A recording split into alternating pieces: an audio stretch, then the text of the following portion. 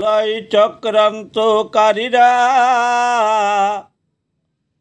হিসাবে করেছে বিরাট ভুল।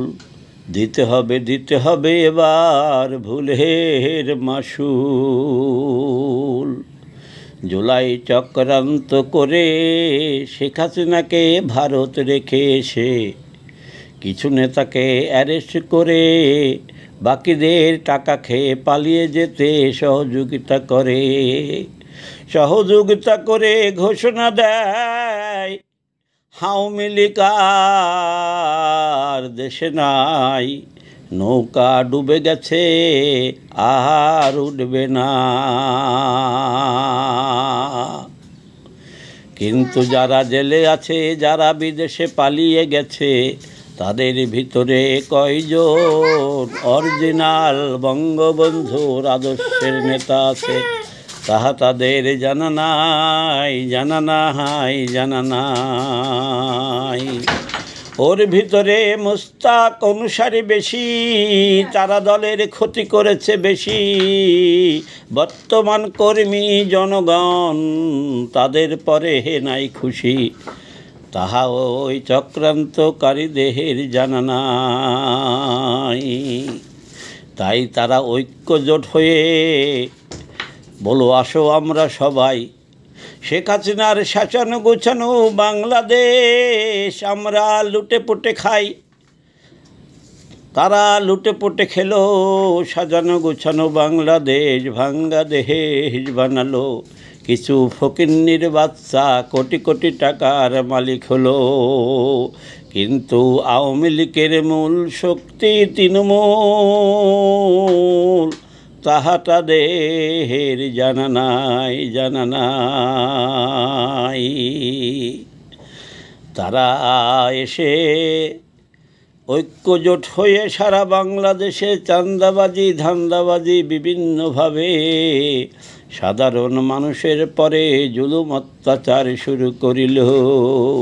আওয়ামী লীগের যারা 12 সাল থেকে লক্ষ লক্ষ তৃণমূলে পদবি হারিয়েছিল, কর্মী দূরে থাকিত, তারাই আবার সব মান অভিমান ভুলে জনগণ আবার এখন অত্যাচারিত হয়ে বলিতেছে শেখ হাসিনা। পররাষ্ট্র উপদেষ্টা বলেছিল নৌকা বেশি নাড়াচাড়া করা যাবে না, তাহলে পরে আপনিও পড়ে যাবেন, আমিও পড়ে যাব। রুহুল কবির রিজভী সাহেব ভুলে হোক আর সৃষ্টিকর্তার ইচ্ছাই হোক বলেছিল ফ্যাসিস্ট হাসিনার এখনও 70% জনসমর্থন দেশে আছে। বিএনপি নেতা অ্যাডভোকেট আজম সাহেব বলিল, রেডি হও বাংলাদেশ, দেশনেত্রী শেখ হাসিনা আসিতেছে।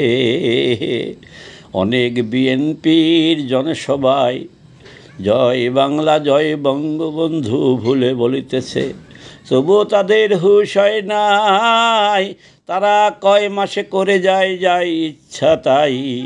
এখন আগের থেকে আওয়ামী লীগ অনেক শক্তিশালী, দলমত নির্বিশেষে দেশের মানুষ বলিতেছে আমরা শেখ হাসিনাকে চাই। মান অভিমান ভুলে দল থেকে দূরে থাকা লক্ষ লক্ষ কর্মী আজকে শেখ হাসিনার ডাকের অপেক্ষায় আছে। তাই জুলাই চক্রান্তকারীরা হিসাবে বিরাট ভুল করেছে। এবার তাদের ভুলের মাসুল দেওয়ার সময় হয়েছে।